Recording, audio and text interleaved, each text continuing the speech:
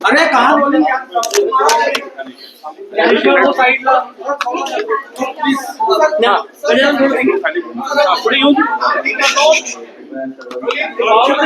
अत्यंत ऐतिहासिक योजनेअंतर्गत देशातील लाखो करोडो शेतकऱ्यांना लोकांना नागरिकांना प्रॉपर्टी कार्ड अत्यंत महत्वाचा डॉक्युमेंट दिला जाते। महाराष्ट्रातही लाखो लाभार्थी 15,000 गावामध्ये आज स्वामित्व योजनेचे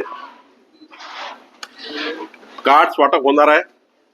स्वामित्व योजनेतनं गावातील गावठाणातील घरांना वाड्या पाड्या धनगरवाड्यांना त्या ठिकाणी त्यांच्या घराचं आदिवासी गावातल्या घरांचं स्वामित्व मिळणार आहे। ज्यांच्याकडे प्रॉपर्टी कार्डच नाही त्यांना प्रॉपर्टी कार्ड मिळणार आहे। महाराष्ट्राच्या 14 कोटी जनतेच्या वतीने मी माननीय प्रधानमंत्री मोदींचा आभार मानतो की स्वामित्व योजनेचा एक मोठा या ठिकाणी मोदीजींनी कार्यक्रम आणला आणि आमचा महाराष्ट्र मजबूत करण्याकरता विकसित महाराष्ट्राकरता मोदीजींनी एक मोठं पाऊल स्वामित्व योजनेच्या माध्यमातून उचललेला आहे। 10वी 12वीच्या ऍडमिट कार्डवर जातीचा उल्लेख केला जातोय, आता सरकार कसं बघते? 10वी 12वीच्या कार्डवर ऑलरेडी लिव्हिंग सर्टिफिकेटवर तर आपले कास्ट त्या ठिकाणी राहायची। मला वाटतं की जे लिव्हिंग सर्टिफिकेट त्यानुसार ते पुढे जात असतं। प्रमाणपत्र बद्दल काल निर्देश दिले होते आणि तातडीने त्याच्याबद्दल कारवाई होताना दिसत आहे। नागपूरमध्ये अनेक लोक जे प्रलंबित जात प्रमाणपत्र होते ते दिले जात आहे। मी विभागीय आयुक्ताकडे 24 तारखेला किंवा 25 तारखेला एक बैठक लावणार आहे, ज्यामध्ये पारधी समाजाच्या जे काही कास्ट सर्टिफिकेट आणि चा मुद्दा होता, जो आपल्या सर्व इलेक्ट्रॉनिक मीडियाच्या माध्यमातून एबीपी माझा आणि आपल्या टीव्ही सर्वच मीडियाने त्याला त्या ठिकाणी सरकारसमोर आणलं, त्या मुद्द्यावर आम्ही काम सुरू केलं आहे आणि 24-25 तारखेला महाराष्ट्रातल्या सर्वच पारधी समाजांना जातीचा दाखला मिळाला पाहिजे याकरता सरकार काम करणार आहे। सर मेळघाटमध्ये एका महिलेची धारण करण्यात आली, तिच्या चेहऱ्याला काही काळा लावण्यात आला की अंधश्रद्धेतून हा सगळा प्रकार घडलेला आहे। सरकार म्हणून या सगळ्या घटनांना नाही, मी स्वतः माननीय मुख्यमंत्री मोदींशी आता 3 वाजता भेटणार आहे, तेव्हा मी चर्चा करील आणि यावर मला वाटतं की सरकारने कारवाई केलीच आहे। याच्यामध्ये पुन्हा अजून सखोल जाऊन पुन्हा अशा घटना होऊ नये याकरता सरकार यावर काम करेल। लक्ष्मण हाके यांनी आरोप केलेला आहे की महाराष्ट्रात देशमुख हत्या प्रकरणावरून मोर्चे काढण्याचा नियोजन आहे।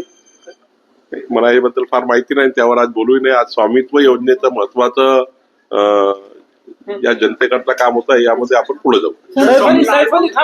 आज से शुभारंभ हो रहा है, क्या मैं माननीय प्रधानमंत्री मोदी जी का बहुत बहुत आभार व्यक्त करता हूँ, धन्यवाद देता हूँ। 14 करोड़ जनता की ओर से उनका हृदय से आभारी हूँ कि आज महाराष्ट्र के 15,000 गांवों में पहले फेज में स्वामित्व का कार्ड मिलेगा।